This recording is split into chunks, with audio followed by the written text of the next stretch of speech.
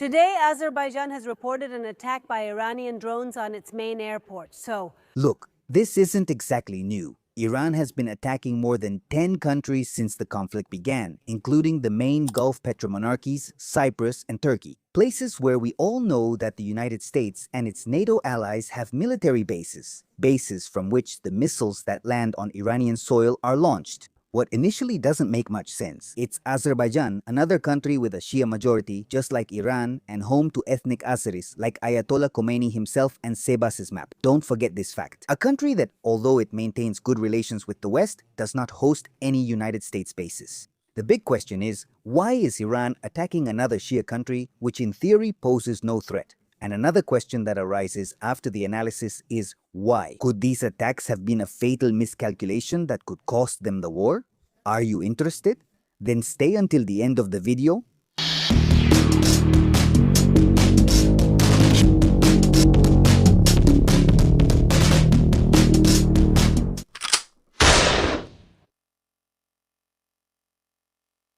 We start this video with an impactful fact. While there are about 10 million ethnic Azerbaijanis living in Azerbaijan in Iran, especially in the northwestern region of the country known as Iranian-Azerbaijan, there are between 15 and 20 million Azerbaijanis. The reason why so many Azerbaijanis live outside their borders has historical origins, and history tells us that Iran and Azerbaijan have been like dirt under the fingernails. Not only the Ayatollahs, but also the famous Ismail Hussein, founder of the Safavid dynasty.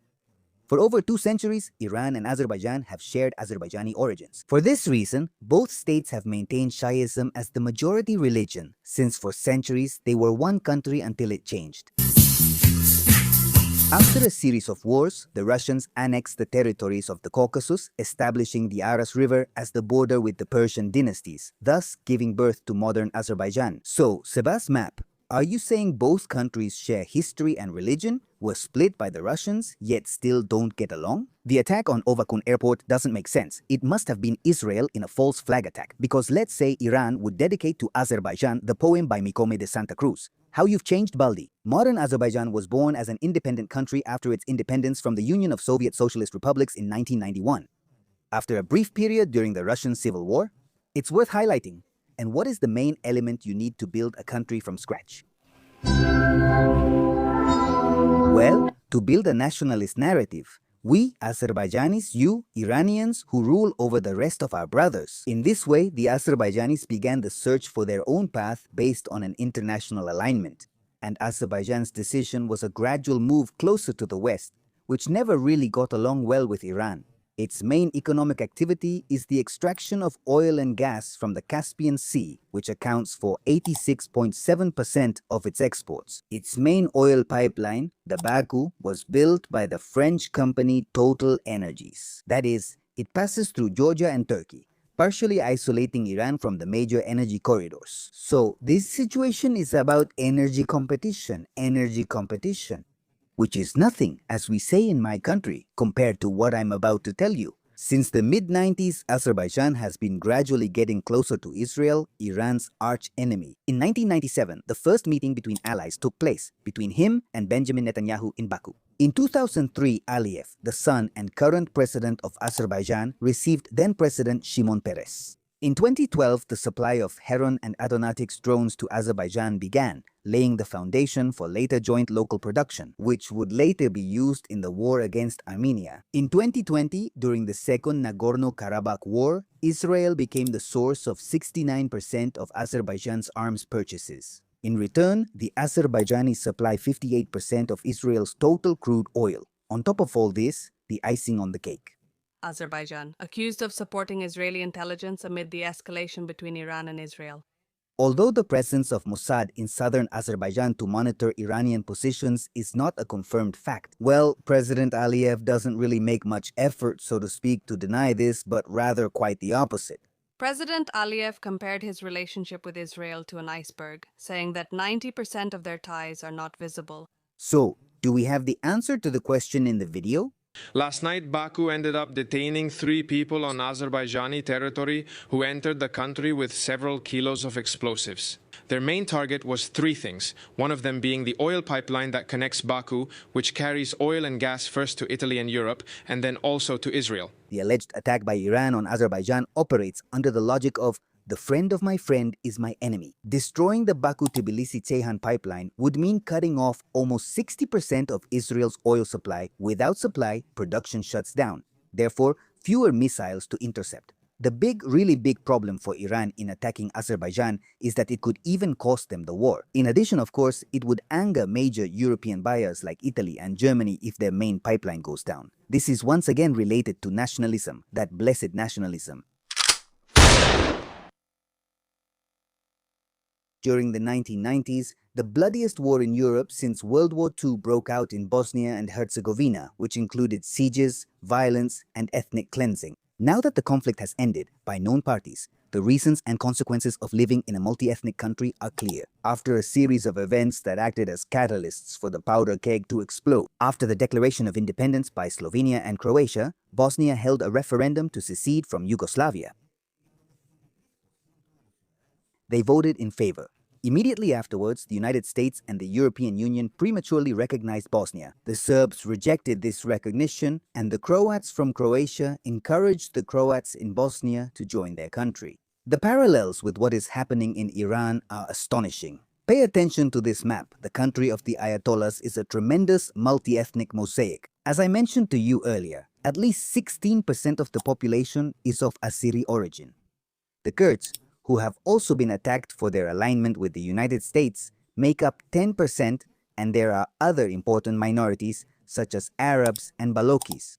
The latter also maintain an ongoing conflict in the southeast of the country, and this is where it makes sense for us to return to the current war. Many analysts believe that the joint strategy of Israel and the United States is not to carry out a ground invasion. Let me tell you why. Let's take a look at the physical map. As you can see, unlike Iraq, which was invaded by the United States in 2003, Iran is far from being a flat country.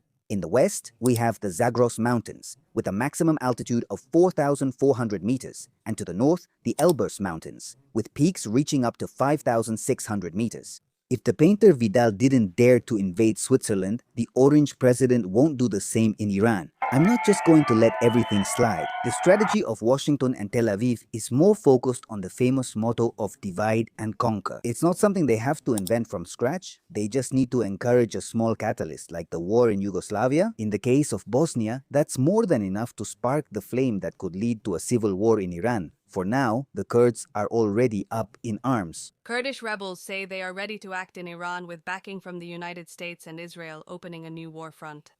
The Balokis only need to resume hostilities from a conflict that began several decades ago. The Balokis, Israel's bet to break up Iran. And the attacks on Azerbaijan could be the perfect excuse for the country's second largest minority to follow these steps. Well, although they are relatively integrated in Iran, they could have plenty of reasons. And this is where a new player comes in who is also involved, already in the war.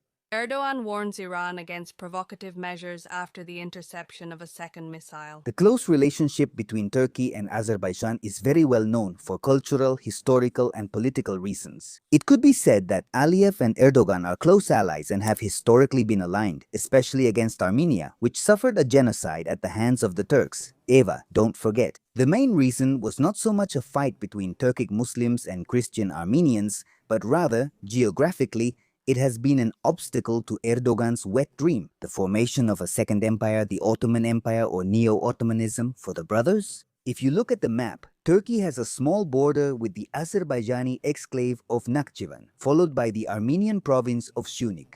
The obstacle, the rest of Azerbaijan, the Caspian Sea, and then access to the rest of the Turkic countries like Turkmenistan, Uzbekistan, and Kazakhstan. Members of the Organization of Turkic States, led by Erdogan. By the way, in case you're wondering, this has already been partially resolved after Trump's mediation, which resulted in a peace agreement between Armenia and Azerbaijan, under which the Armenians will allow the construction of this road. Although later, the President of the United States of America forgot the names of the countries he told me about.